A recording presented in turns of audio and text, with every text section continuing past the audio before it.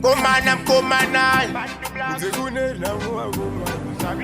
komakadi ambya ziniyo drekandini wakambogona here kampeta kana melinda kawodropu kana belinda wakambogona here tumagumbezi twanalinda boksa inopfekwa na madinda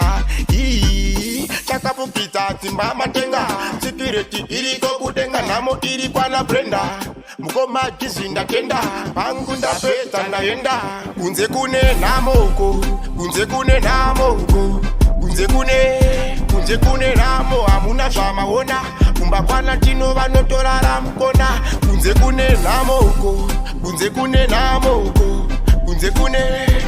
kune namo hamuna zvamaona kumba kwana ruru vanotorara mukona saka kumba kwana gire ikune namo chaiyo vanokumbira zvisukiso nemutairo kwana piri zuro dakarara nakatsamira pavhiri izva zviri kumba kwana nyodo chisina shuga chimoto namo iriko kuvakomana ndati bodo munyu wemagodo iyakakura kukura kunge gumosaka kunze kune namo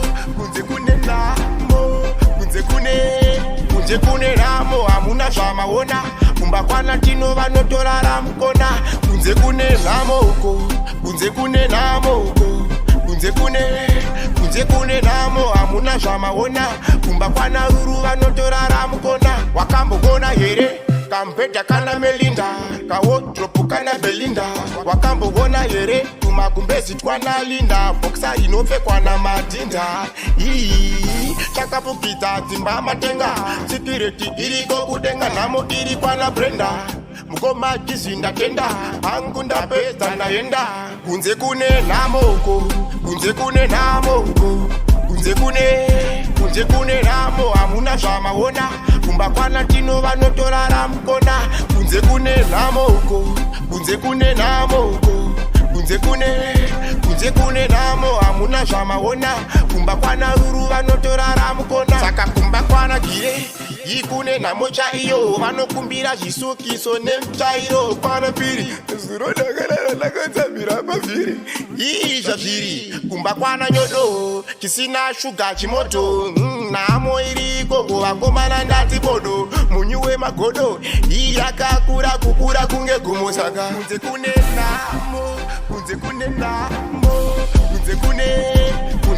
namo hamuna zvamaona kumba kwana tino vanotorara mukona kunze kune namo uko